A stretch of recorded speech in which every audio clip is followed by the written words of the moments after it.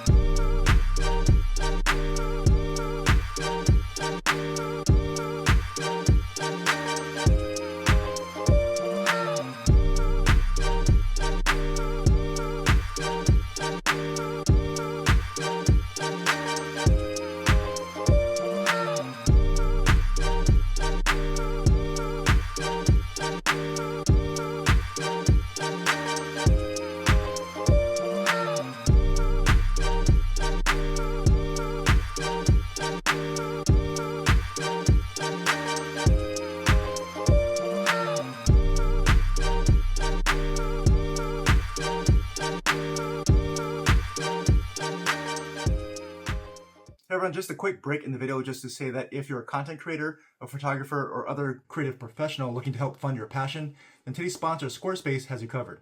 In addition to offering templates for every type of website to help you quickly get started, Squarespace offers various ways to quickly set up various income streams, from selling your photos or artwork on various products your audience would appreciate, to providing a quick way for your supporters to donate and help fund your work, or selecting from pre-built templates to easily create a members-only area on your website to offer your supporters exclusive content and new ways to connect with you. And once you're ready to publish your website, go to squarespace.com/grantlikestech for 10% off your first purchase of a website or domain. I'd like to thank today's sponsor, Squarespace, for helping me bring you more content like this. Now let's get on with the rest of the video. Everyone, so this is a video test of rear cameras of the X200 Ultra and S25 Ultra, and I'm on my usual testing spot here at the park. We're starting with the ultra wide angle cameras on each. So I'm just going to give it a pan around here so you can see side by side how these ultra wide angle cameras compare. The S25 Ultra has the wider field of view here, and we can even move into the main cameras now on the Vivo and on the Samsung. So now this is the main camera, and obviously the Vivo has the 35mm focal length on the main camera, so it's a lot tighter than the 23mm focal length on the main camera of the S25 Ultra. And so again, I'll do the same thing. I'll pan around so you can get a side-by-side view of these main cameras, and you can check out everything to the dynamic range and how it looks in the trees with the shadows and everything else. And the afternoon sun, you can see here in these hedges, usually exposure can get out of whack a little bit if the sun gets too bright, so pay attention to that. And we'll pan over here to the right and we'll test the zoom on that cell tower, and we can move into 85mm here on the Vivo, and we can move into the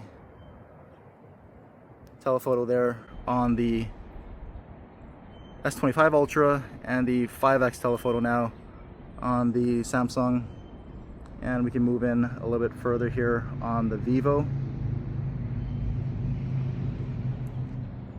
and we can move into a 10x here on the S25, and roughly the same on the equivalent on the Vivo. Of course the Vivo is going to be closer just because it has a much closer focal length there at the same zoom multiplier.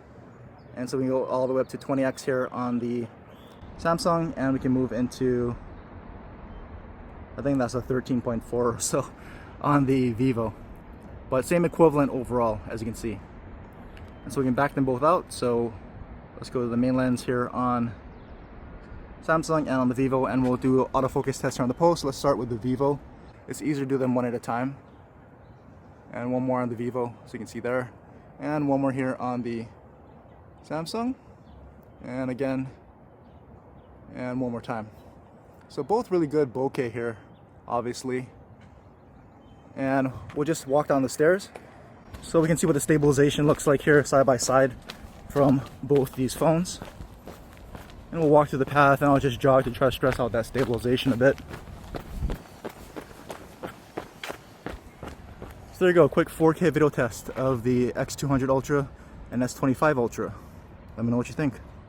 Hey everyone, we're back with the rear cameras, this time with portrait video on the X200 Ultra and S25 Ultra. And of course the Vivo main camera has a 35mm focal length, while the S25 Ultra is at 23mm. So of course the S25 will have a wider field of view, and the Vivo is going to look a lot more cropped in here.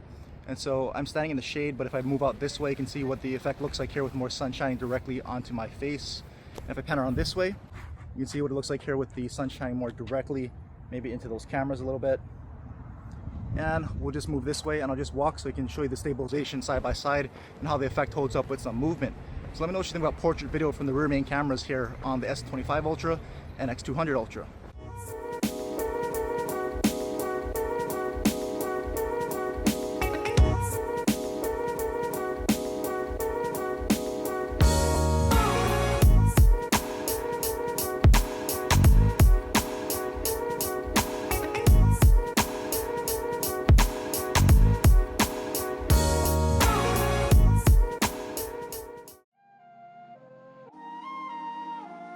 Let's go!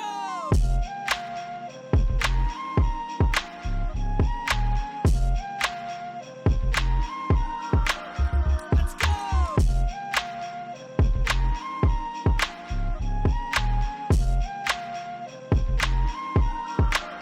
Let's go!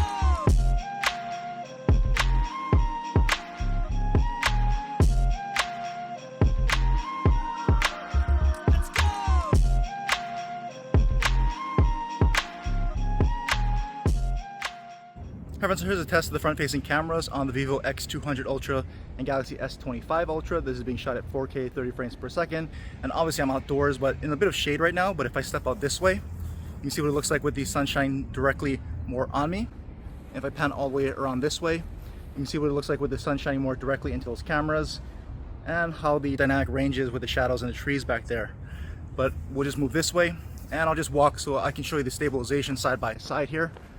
So let me know what you think about the front-facing camera footage here from the Vivo X200 Ultra and Galaxy S25 Ultra.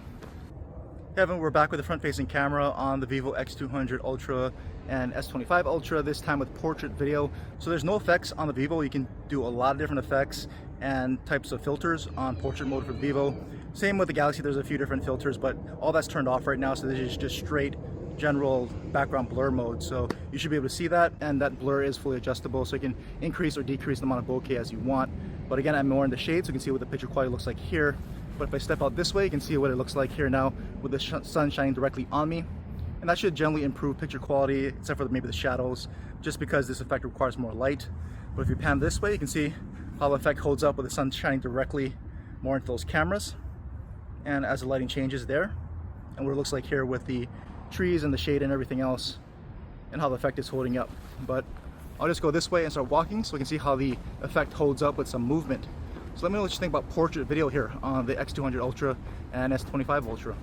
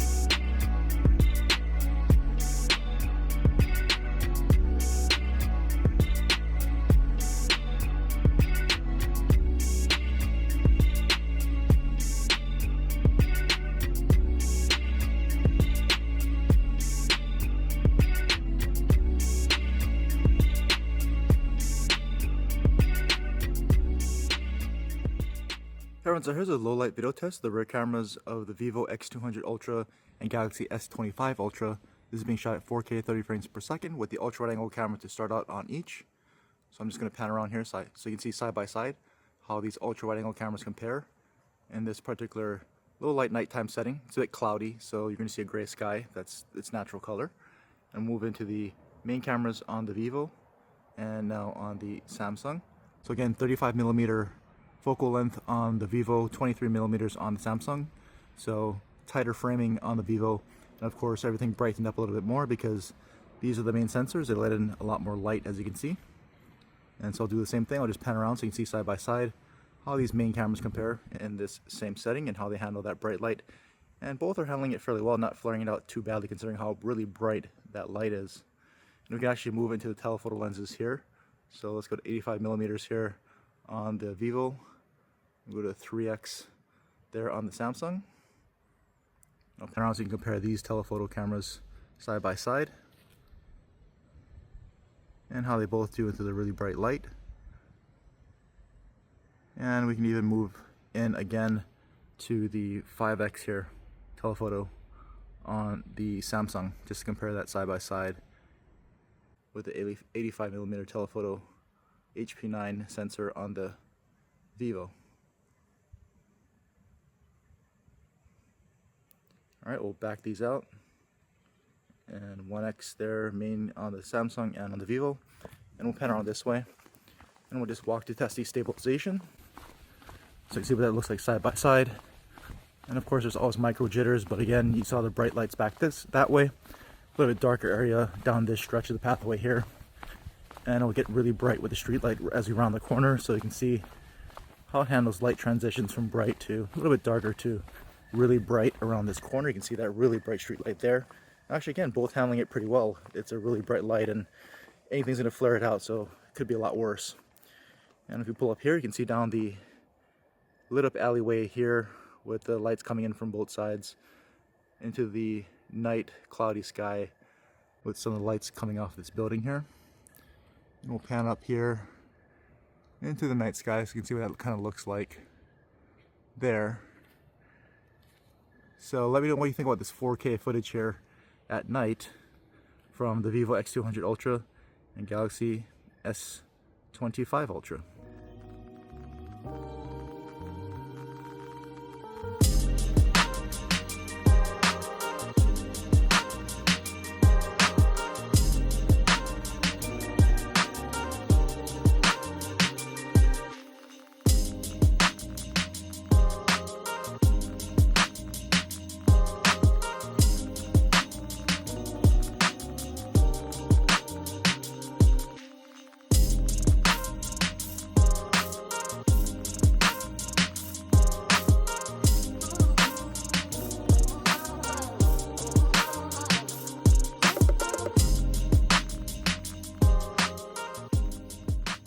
So here's a low light video test of the front facing cameras of the Vivo X200 Ultra and Galaxy S25 Ultra. This is being shot at 4K 30 frames per second. And we'll just move over this way so you can see how these front facing cameras perform with some of these bright lights, and especially that one right behind me right there. Every front facing camera is going to flare these out. They're really bright. Pretty much any smartphone camera will. Both of those are actually handling it pretty well. I've seen them flare out that light a lot more in the past. And so we'll just start walking so you can compare the stabilization here side by side. And we'll also move over to a little bit darker situation away from that really bright light over there, so you can see what it looks like in a little bit dimmer conditions right around here. And we'll move around this way and pan all the way around so you can see how these front facing cameras perform with a bunch of those really bright street lights behind me. And overall, again, handling them very well. I've seen other front facing cameras flare them out a lot more before. And again, cloudy sky tonight, so you're going to see gray skies, and that's normal. That's what it actually looks like. And if we move over here this way, you can see what it looks like here, away from those really bright lights, and in this lighting situation, much warmer color temperature from these lights. So if that's what you're seeing, that's fairly accurate. In the viewfinder, the Vivo looks a little bit more accurate as far as that's concerned. A little bit cooler on the Samsung, but let me know what you're seeing there. And so there you go, just a quick front-facing camera sample here at night in some low light from the Vivo X200 Ultra and Galaxy S25 Ultra. Let me know what you think about this footage here.